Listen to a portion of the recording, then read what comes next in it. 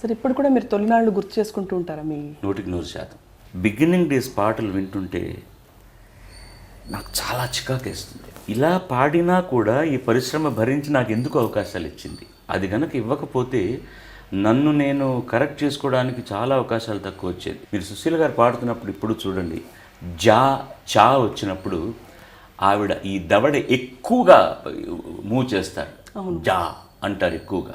ఇవన్నీ ఆవిడ అనుభవంలో తెలుసుకున్నటువంటి పాఠాలన్నమాట. ఒక అక్షరానికి ఎంత త్రో ఇస్తే రికార్డ్ అవుతుందని. ఇప్పుడు పాడుతున్న పిల్లలందరూ నాజుగ్గా పాడుతూ ఇకారానికి ఏకారానికి తేడా తెలియదు.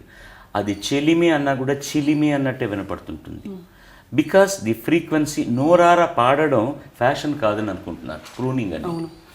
ఇవన్నీ కూడా నేను వీళ్ళని చూసి నేర్చుకున్నాను. అదొక దౌర్భాగ్యం వీళ్ళకి దొరకపోవడం పిల్లలకి. ఇప్పుడు పాడుతున్న వాళ్ళిద్దరు కొత్త వాళ్ళే, మ్యూజిక్ డైరెక్టర్ కొత్తవాడే, చెప్పేవాడు కొత్తవాడే. ఏం దొరుకుతుంది వాళ్ళకి? పాటను కూడా ఇప్పుడు ఏం చేస్తున్నానంటే, నాకు ముందు కొంచెం సాహిత్యం పంపించండి, పాట క్యాసెట్ పంపించండి అని అడుగుతున్నాను. కారణం ఏంటంటే, ఒకటి అపభ్రంశమైన పాటలు పాడడం ఇష్టం లేక, రెండు నేను పాడలేని శృతిలో చేసి ఉంటారేమో అన్న దృష్టితో.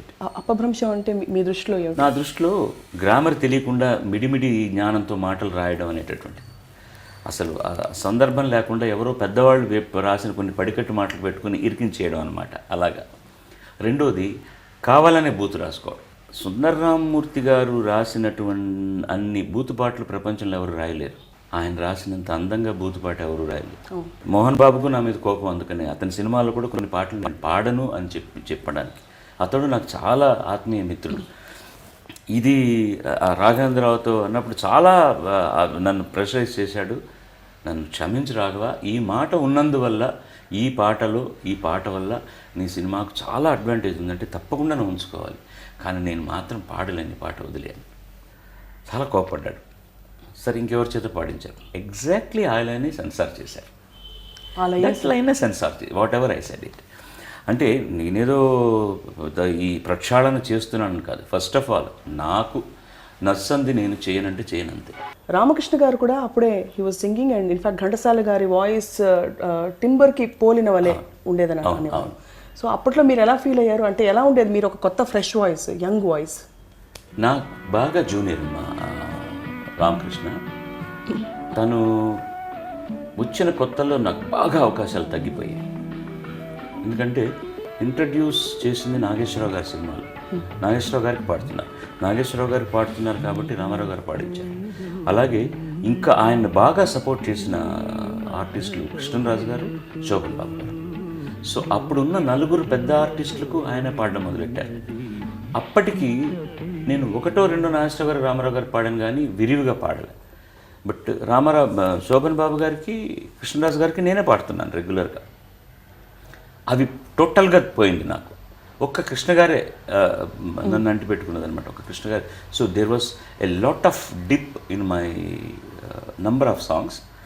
కేవలం కామెడీ సాంగ్స్, కృష్ణ గారి పాటలకు మాత్రమే పరిమితం అయ్యాను. ఒక విషయం మాత్రం చెప్పాల్సింది ఏంటంటే, కృష్ణ గారి గురించి చెప్పాలండి. One day he called me and మీరు ఇబ్బంది పడుతున్నారని అడిగారు. ఎవరండి, ఏ ఆర్టిస్ట్ అడగరు అలాగా. మీరు పాటలు తక్కువైపోయాను, ఇబ్బంది పడుతున్నారా అన్నారు. లేదండి, ఏం లేదు, నాకు ఎలాగో 4-5 సినిమాలు ప్రతి సంవత్సరం ఉంటాయి బాలుగారు, నా పాటలన్నీ మీరే పాడతారు, బట్ ఒక చిన్న రిక్వెస్ట్, అది కూడా కండిషన్ అనలే, చిన్న ఏంటి సార్, నాకు పాడిన తర్వాత మిగతా హీరోల సినిమాల్లో కూడా మిమ్మల్ని పాడమంటే ఆ సినిమాల్లో కమెడియన్స్కి పాడకండి అన్నారు. న్యాయం కదా అది కూడా. అంటే అవతల వాళ్ళ సినిమాల్లో ఒక కమెడియన్ వాయిస్ ఈ హీరోకి ఉపయోగిస్తున్నారు, రాకూడదు. కానీ అది కూడా నేను చేయలేకపోయాను. అలాగే పాడాను. నేను రాజ్బాబు పాడాను, రామలింగయ్య గారికి పాడాను, సత్యనారాయణ గారికి పాడాను, అందరికీ పాడాను. నేను ఎక్కువగా పాడుతున్న రోజుల్లో ఇంకెవరిని రానివ్వట్లేదు బాలసుబ్రహ్మణ్యం అని మాట్లాడాను. చాలా ఉన్నాయి. బంటు దగ్గర నుంచి మహారాజు వరకు బాలసుబ్రహ్మణ్యం అని, ఇంకెవరు లేరా అన్నారు. కొంతమంది క్యారెక్టర్ ఆర్టిస్టులకు పాటే గాయకులు కూడా వేదిక మీద నన్ను తూర్పారపట్టారు. నేను దాని గురించి అసలు ఏమీ ఆలోచించలేదు. అదే జనం ఇవాళ ఏమిటండి బాలసుబ్రహ్మణ్యం గారి పాటలు తక్కువైపోయాయి అని అంటున్నారు. దీనికి సంబరపడిపోయింది లేదు. The thing is, you are needed, you will be definitely given an chance. ఈ ఇండస్ట్రీలో ఎవరికి ఫేవర్స్ చేయరండి, ఎవరు ఫేవర్స్ చేయరు. మీతో పని ఉంటే మీ సర్వీసెస్ ఉపయోగించుకుంటారు. అది అలా